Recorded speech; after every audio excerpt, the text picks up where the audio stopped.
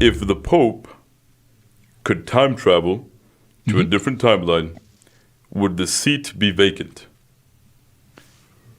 Okay, you just said travel to a different timeline as opposed to a different time. So those are two distinct things. Like if he travels to the year from 2025, if he travels to the year 1925, he's gone back a century, but he's still in our timeline, maybe. On the other hand, if he goes to a different timeline, and he could stay in the year 2025, but maybe in this alternate timeline, the Nazis won World War II. So we'd have a Nazi Europe, even though it's still 2025. So I want to make sure I am clear on which of these are you asking about. Are you talking about time travel or timeline travel? Time travel. Time travel. Okay, Yes. so like the Pope goes back to 1925. Well, the see would be vacant in 2025 because the Pope is not in 2025. So there would not be a functional Pope in 2025, and the see would thus be vacant. Right. What happens if the Pope comes back from 1925? Well, that's a more interesting. That's a more interesting question.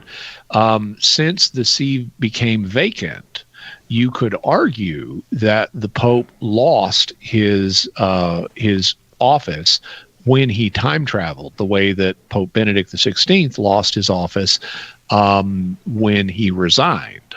And so if the Pope loses his office when he time travels and then comes back to 2025, his office may not revive. He may be an ex-pope. And in fact, they may have elected a new pope while he was gone.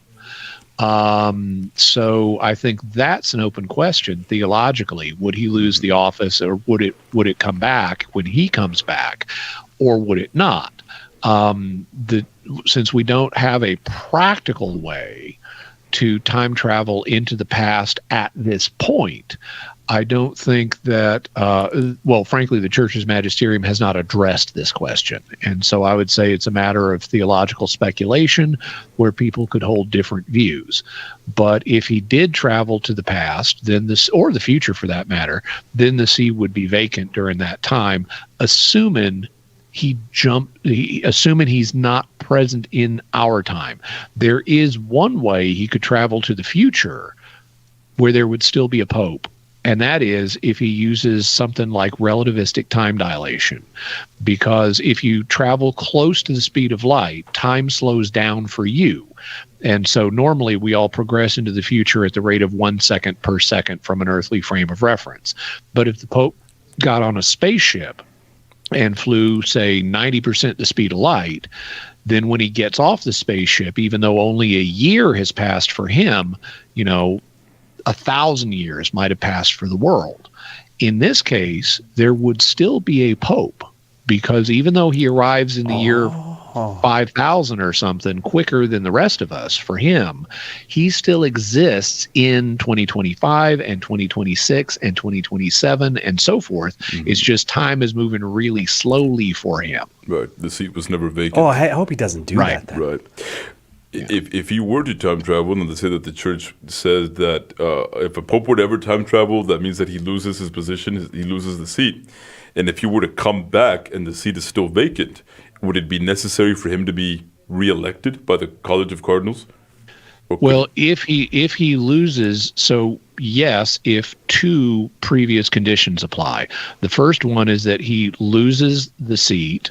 He loses his office when he travels into the past.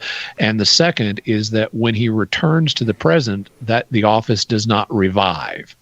If it revives, he doesn't need to be reelected to become pope again. But if it does not revive, then he would need to be reelected to become pope again.